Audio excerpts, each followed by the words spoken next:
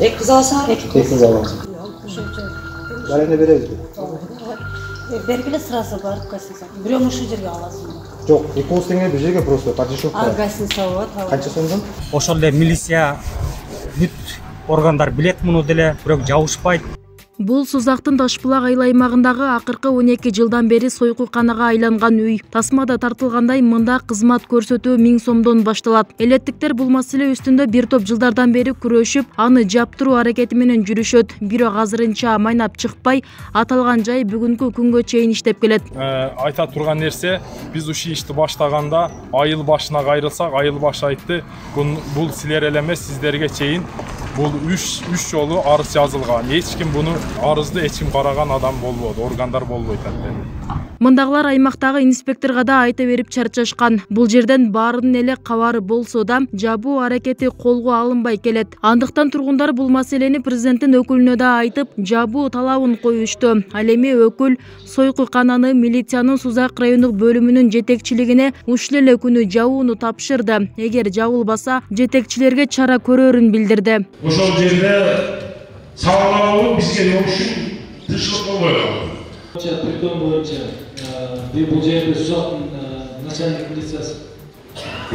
Притон боюнча мен сизге мындай айтайын. Бүгүн кечинде токтотосуң.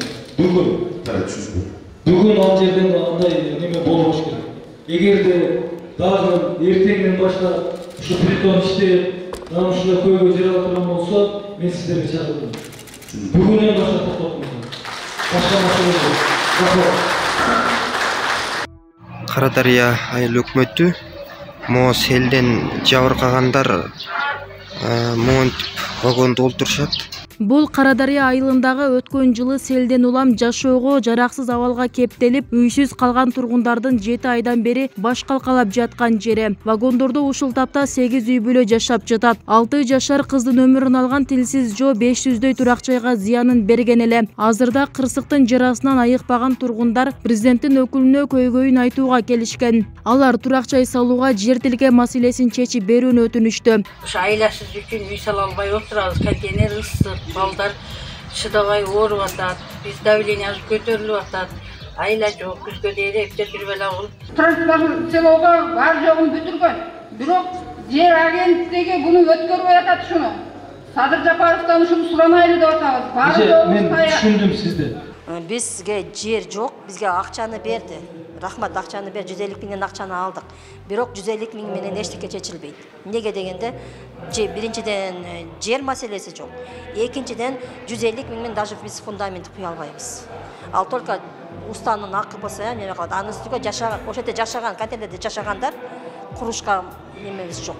Карадария айыл өкмөтү тарабынан жер трансформациялоого документ даярдалган, бирок азырынча жыйынтыгы чыга элек. Облус башчысы бул маселе боюнча ишти көзөмөлгө алып, жардам берерин убадалады. Деген менен өкүлгө бул сыяктуу көйгөйлөрүн баары эле айта алышкан жок. Анткени Сузак айыл өкмөтү маселесин айтууга кезекте тургандарды бирден тартып, убакыт бүтүп жатат деп эшиктен нары узатып жатты. Алардын арасында тургун Садыржан Касымов да бар.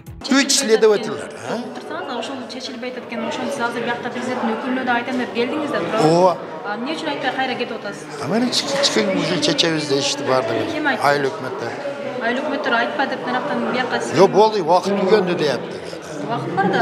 Убакыт бар да менен.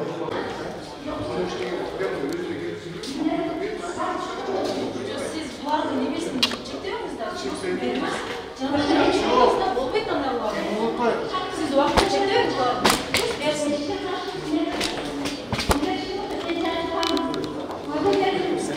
Облус башчысынын Сузактагы эл менен жолугушуусунда жалпысынан таза суу, сугат суу маселелери, мектеп бала бакча жетишсиздиги, билим берүү сапатынын төмөндүгү, жолдордун начардыгы, жерлерди трансформациялоо көйгөйлөрү айтылды. Президенттин өкүлү ар бир көйгөйдүн айланасында объективдүү жыйынтык чыгарыларын билдирди.